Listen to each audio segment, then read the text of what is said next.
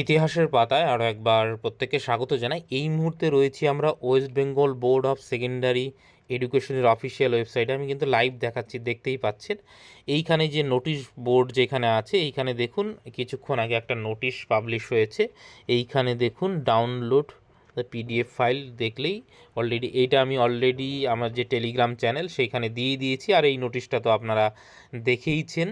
এই OBC related যে ইস্যুটা ছিল সেই রিলেটেড ইস্যু প্রত্যেকটা ডিপার্টমেন্টে চলে গেছে। অর্থাৎ এইখানে যতগুলো আছে, chairman West Bengal college service commission বলুন, মিউনিসিপ্যালিটি সার্ভিস কমিশন বলুন, এই যে সেন্ট্রাল স্কুল সার্ভিস কমিশন বলুন, প্রত্যেকের কাছে চলে গেছে। আর সেই রিগার্ডিংয়ে কিন্তু আজকে West Bengal board of secondary education একটা নোটিশ বের করলো। ডেট হচ্ছে 10/8/2026, দেখতেই পাচ্ছেন এইখানে। This is for information of all concerned candidate pursuance of the order এত ডেট হচ্ছে 7/8/2026 of backward class welfare department. এই নোটিশটার কথা বলা হচ্ছে। এবং সেইখানে verification of candidate publish vide notification admin slash date হচ্ছে 5/8/2026 has been kept in abeyance. তার মানে এইটা কিন্তু আপাতত মানে স্থগিত হয়ে গেল আর কি বিষয়টা। এই যে আজকে আপনারা জানেন যে আসার কথা ছিল, মানে ভ্যাকান্সি ডিটেলস এবং কাউন্সিলিংয়ের সেইটা কিন্তু আপাতত স্থগিত করা হলো। কেন করা হলো না, তার কারণ হচ্ছে এই নোটিশটা। তার মানে কি বুঝতেই পারছেন, এর আগেও আপনাদের আমি বলেছি। তো সেক্ষেত্রে বুঝিয়েই বলেছি। তো আলটিমেটলি নোটিশটা আসলো এইবার। তার মানে রিশাফেলিং যদি হয়, মানে যদি 7% করতে হয় তাহলে তো আরও অনেক কিছু চেঞ্জ করতে হবে। সেখানে ওই 10%টা চলে যাবে জেনারেলে।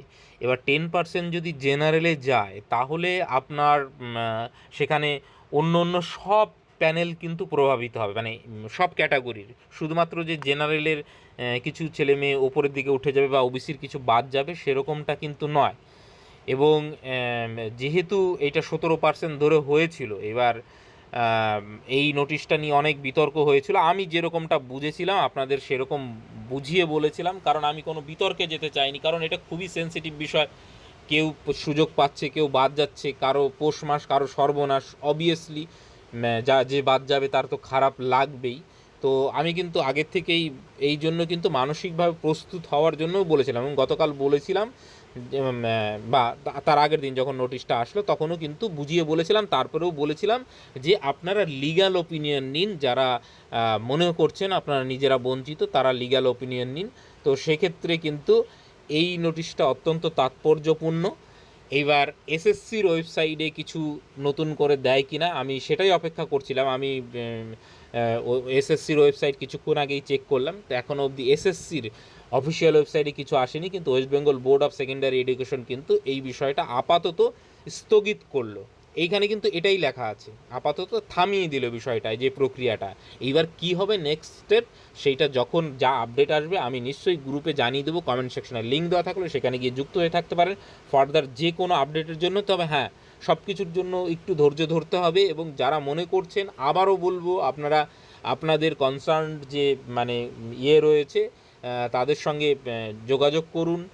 কনসার্ন অথরিটি বলুন, বা আপনি যদি লিগ্যাল ওপিনিয়ন নিতে চান অবশ্যই আপনার রাইট আছে, আপনি লিগ্যাল ওপিনিয়ন নিন। তার বেসিসে যা সিদ্ধান্ত নেওয়ার সেটা নিন। তো আমি এইটুকুই বলতে পারি।